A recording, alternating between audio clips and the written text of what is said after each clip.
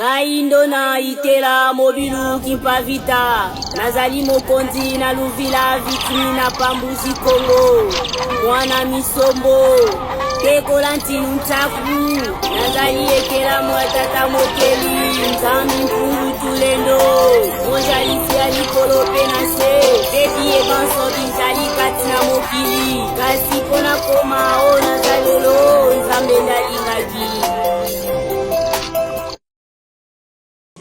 azongana yango donc toza kobunda mpona kolamusa bayindo kozongana nzela tosali 24 ans déjà na misala oyo lelo le 2 juillet nakokisi 24 ans na service ya misala oyo ezali ya batata bampungu tolendo oyo tozobunda mpona koteya bayindo batondo mingi.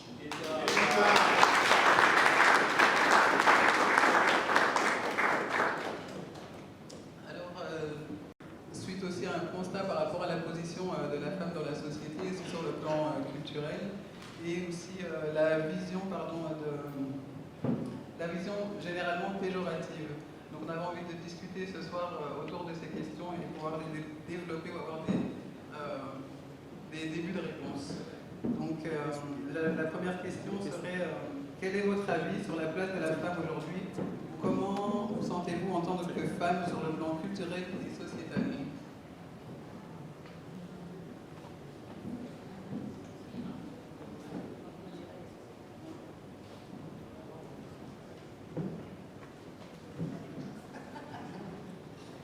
Alors moi je dirais que malheureusement c'est culturel. On a tendance à penser que les femmes n'ont pas de talent, de dessin, de poterie, de peinture, de tout ce qui est artistique. On ne va pas se dire aujourd'hui qu'on a une fille et qu'on va la voir peindre dans quelques années ou qu'on la voit en train de faire les beaux-arts. Et on a évolué comme ça, on a grandi comme ça fait partie de notre éducation entre guillemets. Et on a aussi cette culture de ne pas... En tout cas, je vais parler pour moi. Je ne vais pas faire de généralité, mais je vais parler pour moi.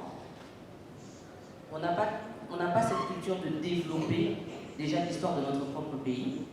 Pour s'approprier une culture, il faut la connaître. Et je pense que malheureusement, nous ne la connaissons pas. Du haut de mes 40 ans passés aujourd'hui, j'apprends encore certaines choses. La vérité, Kimpavita, j'ai découverte il n'y a pas très longtemps, alors que je connais l'histoire de Napoléon par cœur.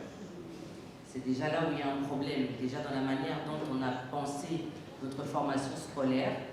Dès le départ, dès le plus bas âge, on ne nous donne pas cette envie de découvrir notre propre culture. C'est comme si en fait on est à l'école, mais on apprend la culture de tout le monde, dans le monde entier, sauf la nôtre. C'est comme si on n'existait pas. Comment est-ce qu'on peut avoir cette envie d'aller découvrir, d'aller chercher quelque chose qui n'est pas censé exister, puisqu'on ne nous en a jamais parlé. C'est une des raisons, je pense, qui fait qu'on n'a pas cette ouverture d'esprit par rapport à notre propre culture et on a toujours cette envie d'aller découvrir à l'extérieur parce qu'on en a tellement parlé, on nous a tellement rabâché les oreilles avec certaines histoires qu'on se dit, si on allait découvrir en fait, qu'est-ce qui se passe là-bas? Qu'est-ce qu'ils sont devenus après de ce qu'on nous a raconté? Ils ont colonisé, mais qu'est-ce qu'ils en ont fait après? Mais nous, qui sommes-nous? Quelle était l'histoire avant la colonisation? Il y avait des gens qui habitaient sur nos terres. Qu'est-ce qu'on sait de ces personnes-là? Rien. Clairement, on ne va pas aller chercher l'histoire pour qu'on n'existe pas. Aujourd'hui, au bout de quelques années, quand on devient adulte avec l'Internet qu'on a aujourd'hui, on se rend compte... J'ai découvert Kimpavita avec un de nos avions. Il y avait son nom dessus, je me suis dit, c'est qui celle-là? C'est quoi ce truc? Et là, j'ai pris la peine d'aller chercher. Mais combien pour faire cet effort? Et même quand tu vas faire l'effort d'aller chercher, tu regardes vite fait, tu dis, ah oui, c'est une princesse qui a, ok, on passe à autre chose. Mais combien de Kimpavita il y a et que nous ne connaissons pas, que je ne connais toujours pas aujourd'hui? Donc cette place que nous n'avons pas, ou que je n'ai pas imprégnée dans ma propre culture, je pense part d'une éducation de base et qu'il faudrait pour nos enfants et pour la génération à venir, penser à rectifier le tir si vraiment on voudrait que notre histoire, à force de se plaindre, il faut qu'on agisse. Et tant qu'on ne décide pas de changer ou d'impliquer ça dans notre système scolaire, on ne pourra pas se plaindre que déjà nous ne sommes pas au courant, alors que les générations qui vont venir derrière, ce sera encore pire que nous. Voilà.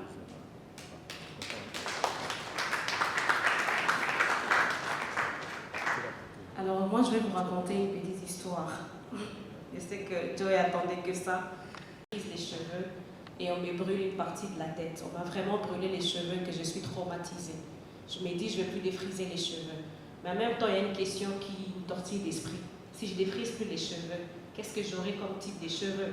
Parce que depuis que je suis toute petite, maman me défrise les cheveux. Alors ce qui se passe c'est que je me dis ok j'arrête. Mais entre-temps je fais des recherches. Si les Africains arrêtent de défriser les cheveux, qu'est-ce qui se passe? Eh bien, on a les cheveux crépus.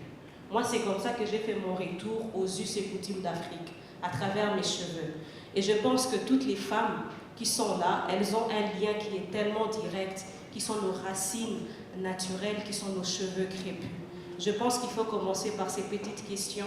Et moi, c'est ça qui m'a poussée à créer ma chaîne YouTube et à en faire une entreprise aujourd'hui, qui même d'ici 2025 pourra mettre un studio des films d'animation autour de nos contes et légendes d'Afrique pour aider encore d'autres jeunes femmes et des jeunes hommes à être fiers de qui ils sont.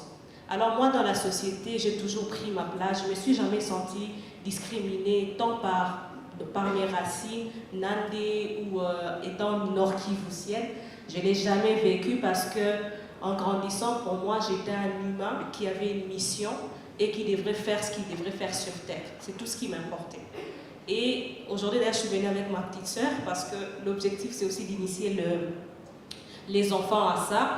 Et je pense que le conte, raconter l'histoire de Kimpavita, de, je sais pas, la reine Zinga, de raconter l'histoire des Hawangasi, qui sont les Béninoises, tout ça, les Amazones, c'est des choses qui vont changer la donne. Alors, je ne pense pas que la femme n'a pas vraiment sa place, parce que quand on regarde comment est-ce que nos mamans fonctionnent, même si elles sont quelque part le fruit de la colonisation, il y a des choses qui n'ont pas changé. Par exemple, depuis l'Afrique ancienne, permettez-moi de le dire comme ça, avant la colonisation, la femme, c'est la mère protectrice. En Swahili, on dit « Yenya chunga kanyumba », donc c'est elle qui fait à ce que la maison ait son équilibre. Et l'homme, c'est celui qui part à la chasse, qui ramène les gibiers, mais en même temps, dans d'autres tribus, comme chez les Chi et les Havo, les hommes et les femmes allaient tous faire l'agriculture et ils ramenaient les mets. La femme allait faire l'agriculture, elle ramenait les mets à la maison et l'homme allait chasser les gibiers. Donc chacun avait sa place en fait. Mais après, aujourd'hui, il y a une personne qui était sur les social media, il a dit, avec notre liberté d'esprit, on a tendance à négliger certaines choses. Quand on dit à l'homme, il est le chef, la femme, elle est l'aide, mais est-ce qu'une aide est insignifiante? Je donnerai l'exemple des médecins. Les médecins, ce sont des aides pour nous, mais ils sont très importants. Et quand on tombe malade, on ne sait même pas qui peut nous soigner parce qu'on est incapable de se soigner seul. Donc je pense que c'est assez controversé parce que j'ai fait l'Académie des Beaux-Arts, j'ai fait l'architecture d'intérieur et la photographie et je me suis toujours imposée. Je n'ai jamais entendu quelqu'un me dire « tu es une femme, tu dois être à ta place ». Et même quand on osait, voilà, je sais les tons parce que j'étais petit détail mais assez costaud dans ma manière de faire. Donc voilà un peu ma petite histoire.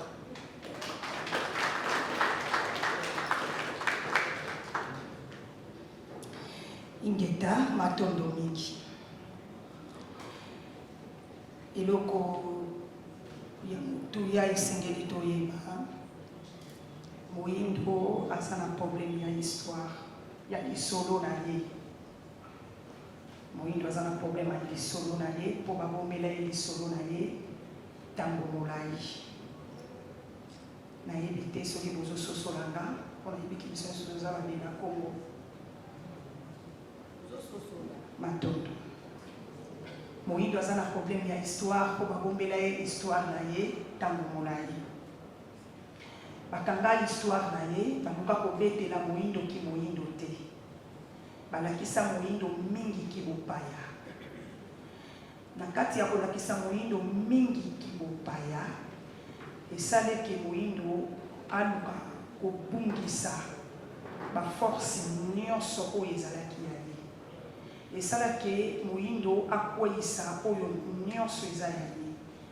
Potango mateya ya bopaya eye, enseignement oyo eyaki kopesama na bopaya, balukaki te ke balakisa moyindo source na ye, balukaki te ke balakisa moyindo epai nini outi, balukaki te balakisa moyindo eboki ofanda ndenge nini, ozala ndenge nini, oliaka ndenge nini, lolenge na weza la lolenge mais baluka ki mingi ko la kisaye ki bopaya kwete ayeba ko kabwana na ba force nyonso ko mema moyindo abanga ko bisosola to mema na développement yango oyo ezosala ke tango nyonso moyindo azonga nsima ayinaka makambo na ye akoki komona même ata barafia elati bamama na kobangango amoni yango biloko ya mabe alobi bato baolata boye ndenge nini bato baza boye ndenge nini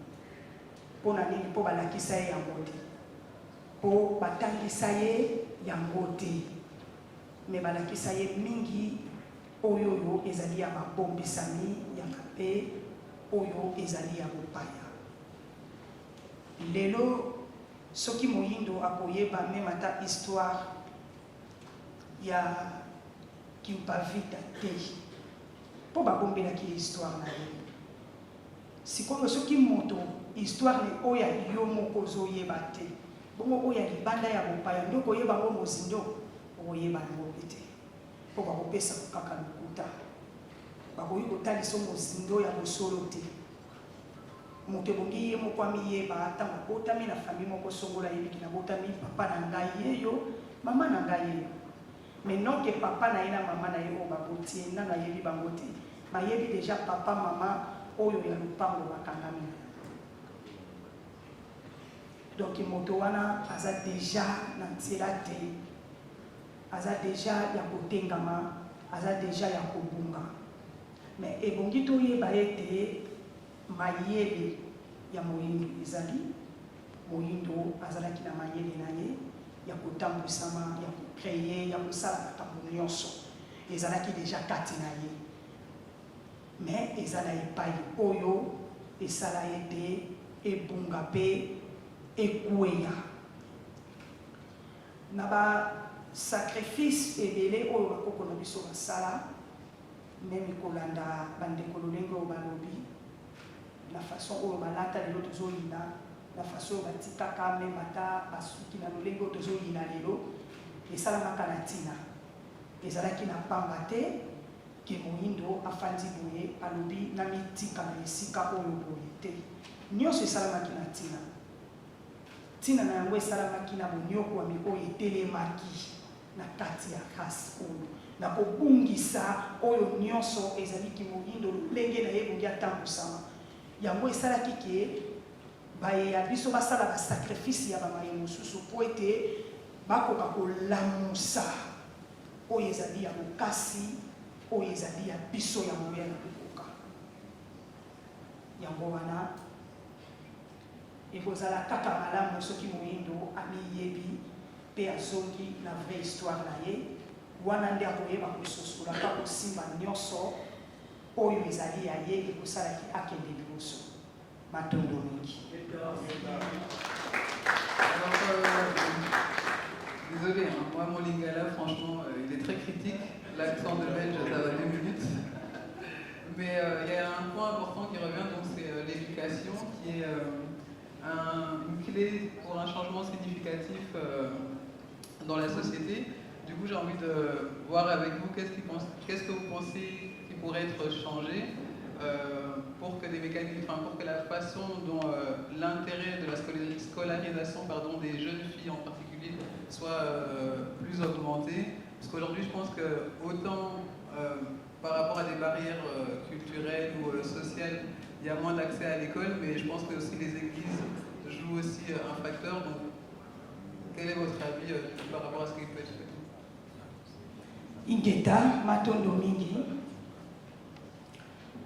lelo mwasi soki ye moko azomitia na esika na ye te po ete basi ebele baza bilandalanda basi ebele baza na vie ya kokopie mwasi azokoka kofanda te amipesa valeur na ye ya kibomwasi ya kibomama mais azobosana ke liti ya Afrique pour la kobundela mabele basi bato babandango basi bato babanda yango batelema bandona bazempelo babunda na kati ya Afrique. Mais lelo ezo koka lisusu kolata mwasi te po ete mwasi aza bilandalanda, mwasi azali moto ya kolula epai oyo amoni eloko moko boye songolo posa na ye susi na ye ye pazwa yango, posa na ye susi na ye ye pasala yango, nzoka eza yango te oyo esengeli ke mwasi azala na yango. Tokobomba mabota na biso, tokobomba mabele na biso na lolenge oyo tozokende lelo te po ete mwasi aza susu na valeur te, mwasi akomi moto ya kosakanela, mwasi akomi moto oyo bazotelemisa libanda kosalela bapublicité bolungu mpo bato bamona. Mais non ke mobali, donc mobali moko akoki kokata bilamba awa bato bamoni bongo. Mais soki bazwi batie mwasi bato nyonso bakoganga babati kosepela bati kobeta maboko. Epai moko ebongi mwasi asosole ete nzoto na yo eza sacré, eza nzoto oyo etondi na banguya ya makambo ebele, mais yo moko ozopesa yango valeur te, yo moko ozokoka kotombola yango tolakisa monene na yango. Soki tozali na société tozongela lokumu na biso bamama, tozongela nguya na biso, tozongela lolenge oyo tozalaki, esengeli toyeba kozonga na kati ya bomoko, totambola sikoyo lolenge oyo bandona na biso pe batambolaki. Mais totika kotambola lolenge oyo toza koyekola ya bato, tobongisa elateli na biso, tobongisa etamboli na biso na kati ya mokili po ete tozotambola na sanité. Ebongi toyeba mwasi alataki lolenge nini, mwasi afandaki ndenge nini, position ya mwasi liboso na bato ezalaka lolenge nini, elobeli na mwasi liboso na bato ezalaka lolenge nini. Nyonso wana ezosenga enseignement, esengeli ekota kati ya bato. Soki topesi enseignement te, moto akososola te, akomona lolenge azokambama azotambusama eza malamu. Mais ntango bateye balakisi ye te kibo mwasi esengeli boye boye boye boye efandi kati ya moto, moto akozonga na nzela. Yango wana oyo moto ya tokoki kosala ezali ete esengeli toyeba koencadre basi, topesa bango mateya, totalisa bango kibo mwasi, yango ekosala ke mwasi azongela esika na ye ya kibomama. Matondo mingi. Je vais essayer d'avoir autant d'impact que ma sœur en français. Bravo. Je vais reprendre le point où elle parle des valeurs, les valeurs de la femme. Je pense effectivement que chez nous, il s'est passé quelque chose, je ne sais pas vraiment à quel moment, mais ces femmes guerrières qu'on avait, pas seulement en RDC mais en Afrique, avaient ce courage de s'imposer et de prendre position dans la société, de s'arracher ce pouvoir. Aujourd'hui, on nous a appris que oui, effectivement, une femme, comme disait Madame tout à l'heure, nous sommes l'aide de l'homme. Nous accompagnons les hommes. Mais cela ne veut pas dire que nous n'avons pas le droit d'avoir une place dans la société. Et je pense qu'il y a eu quelque chose qui s'est passé à un moment où la femme africaine s'est limite éteinte, s'est effacée pour laisser la place à l'homme. Et je pense que c'est une erreur, parce que être une femme qui a de l'intelligence, qui a de la culture, qui a envie de faire des choses, qui entreprend, qui s'implique dans la culture, dans l'histoire de son pays, ça ne veut pas dire que tu ne seras pas une femme soumise à la maison. Ça ne veut pas dire que tu ne seras pas une femme parfaite pour ton mari ou une maman exceptionnelle pour tes enfants. Dans le domaine dans lequel moi je suis, pour parler d'éducation, pour revenir à la question, j'ai deux volets. J'ai mes jeunes demoiselles qui viennent de la rue, qui sont orphelines pour certaines, d'autres victimes de violences sexuelles qui ont été abandonnées. Elles sont arrivées chez moi chacune avec une histoire, avec des douleurs, des souffrances, des expériences qu'elles ont vécues. Mais une chose était en commun à toutes, c'est qu'elles estimaient qu'elles n'avaient aucune place dans ce monde. Aucune. Est-ce le fait d'être dans la rue? Est-ce le fait de voir autour de soi évoluer les gens sans avoir d'objectif ou de vision par rapport à leur vie? C'est vivre au jour le jour. Si je me suis réveillée, merci Seigneur, je me suis réveillée. Mais comment je vais manger aujourd'hui? Qu'est-ce que je vais faire? Qu'est-ce qui va m'arriver? On verra minute après minute ce qui va se passer. Est-ce que quand on est en train de survivre, on a le temps de penser à Kimpa Vita, la reine Zinga, l'école, etc., etc. Impossible. Et ces jeunes filles, quand elles sont arrivées chez moi, que je leur ai dit, mais vous avez droit à avoir un endroit où dormir, où manger, aller à l'école, elles ont commencé à me regarder en se disant, mais déjà, elle sort d'où cette femme? Qu'est-ce qu'elle veut en fait? Elles ont commencé à aller à l'école et c'est là où on se rend compte que le pouvoir de l'éducation et de l'instruction. J'ai vu ces jeunes filles, il y en a une ou deux dans la salle, je pense même, elles pourraient même témoigner. J'ai toujours dit, je n'aime pas parler pour elles parce que le meilleur résultat, le meilleur porte-parole, c'est elles-mêmes. On leur a juste donné la possibilité d'aller à l'école, d'apprendre, de leur dire qu'elles avaient le droit d'avoir une place dans ces écoles, comme tout le monde, d'avoir une place dans la société. En rajoutant à ça le fait que tu as le droit de rêver et d'avoir envie d'être ce que tu veux dans ce monde. Personne n'a le droit de choisir ce que tu vas devenir demain, sous prétexte de quoi? Je me suis retrouvée avec plus d'une trentaine de filles qui au début ne comprenaient pas ce que je disais, qui étaient là, qui se réveillaient comme des robots tous les matins. Maman nous a dit, il faut faire comme ça, il faut se lever, il faut partir, etc. Jusqu'au jour où tu arrives là et te dis, ah maman, regarde ce que j'ai fait. Ah maman, regarde ce que j'ai inventé. Ah maman, j'ai dessiné ça. Tu sais dessiner toi? Oui, je sais dessiner. Ah bon? Et moi, comme tout parent congolais, n'est-ce pas? Je prends les dessins de l'enfant, je mets sur le côté. Je dis, ah c'est bien, je mets sur le côté. Ah maman, regarde, moi je joue au foot, n'importe quoi au foot. Ah, ok. Les lubies des enfants. Oui, moi j'ai envie de faire de la boxe. Tous les jours, j'avais une nouvelle histoire d'une de ces jeunes filles. Mais ce que je ne comprenais pas, en fait, c'est que je leur avais, moi, inculqué ce droit d'avoir envie d'être ce qu'elles voulaient. Je leur ai donné accès à la lecture, à l'éducation, etc. Ce qui veut dire que leur horizon s'est ouvert. Et comme je l'ai dit tout à l'heure, à ne pas aller chercher ce qui se passe chez les autres. On commence avec d'abord chez nous-mêmes. Ce rêve de se dire, ah non, il faut qu'on des poteaux. Pourquoi? Pour ceux qui sont allés en Europe, on sait que oui, c'est joli, c'est propre, etc., etc. Mais combien d'entre nous, la diaspora est là, reviennent en RDC? Pourquoi? Pourquoi? C'est beau l'Europe, c'est vrai, mais c'est pas chez nous. On contribue à aller développer l'économie ailleurs pendant que chez nous, on laisse l'économie tomber. On laisse nos rêves tomber. On va dans les expositions, dans les musées ailleurs, alors que chez nous, on n'en a pas. Mais comment inculquer à cette jeunesse, parce que bon, pour nous, j'ai pas envie de dire que c'est un peu tard, mais ceux qui viennent derrière nous, c'est à eux de faire les musées, à eux de donner envie de faire. Mais si on n'inculque pas à nos enfants ce droit de rêver, de faire ce qu'elle a envie. Et cette jeune demoiselle qui à 3-4 ans me sortait des dessins, 10 ans elle a continué. En 3e secondaire, quand il faut choisir son option, elle me dit oui, moi je vais aller aux Beaux-Arts.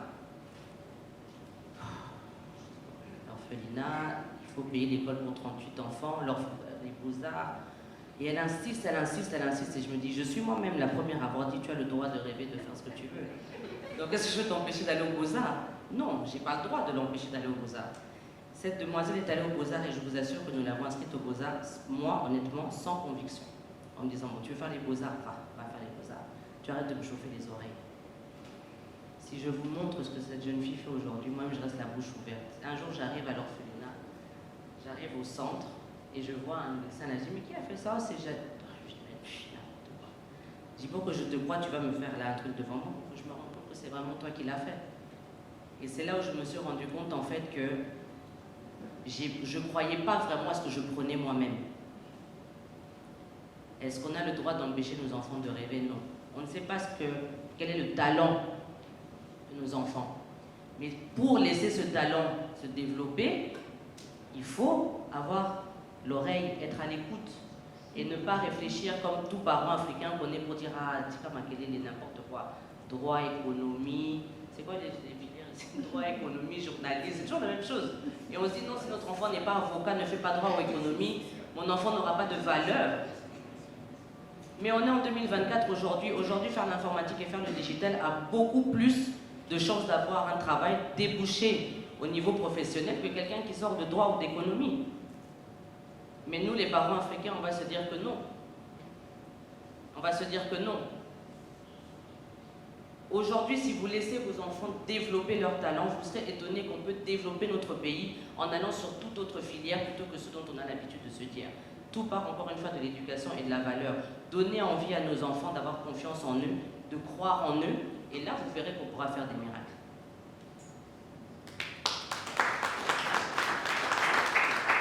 Je voudrais parler des rites d'initiation, des rites de passage, parce que ça existait en Afrique il y a très longtemps, mais jusqu'à aujourd'hui, je pense qu'on peut toujours le faire. Et je vais parler des approches narratives socioculturelles que moi je développe avec les ONG, et je vais vous raconter une petite histoire de mon enfance. Je suis née à Butembo et je me rappelle que très petite, on prenait parce que Butembo, en fait, c'est une ville qui est à 350 km de Goma, et elle est très argileuse. Donc, nous, on était très ingénieux. On prenait de l'argile et on fabriquait avec des maisons, des petites voitures. Et des fois, on prenait les bidons de nos parents qu'on découpait et on surfait sur la boue comme ça quand il avait plu. En fait, derrière le problème, parce que les grands se plaignaient du fait qu'il y avait beaucoup de boue et beaucoup de poussière, mais nous, quand il pleuvait, voilà, on pouvait surfer et tout. Et cela m'a fait penser au ski. N'est-ce pas que les gens skient aujourd'hui parce qu'il neige?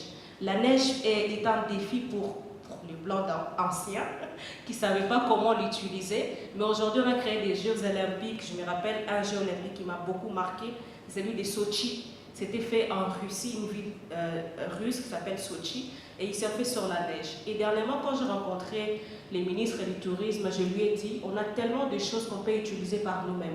On n'est pas obligé, comme maman Dona disait, d'imiter le blanc. Alors quand je parle des rites des passages, qu'est-ce que je veux dire par là? Les rites des passages commencent dans le famille. La famille, c'est la base. L'école, c'est moderne. Mais on peut même voir que le Socrate et tout le reste, ou Alexandre le Grand, ils ont appris parce qu'ils avaient des moniteurs à la maison, mais ça a commencé par un tonton qui était savant et qui les renseignait à la maison.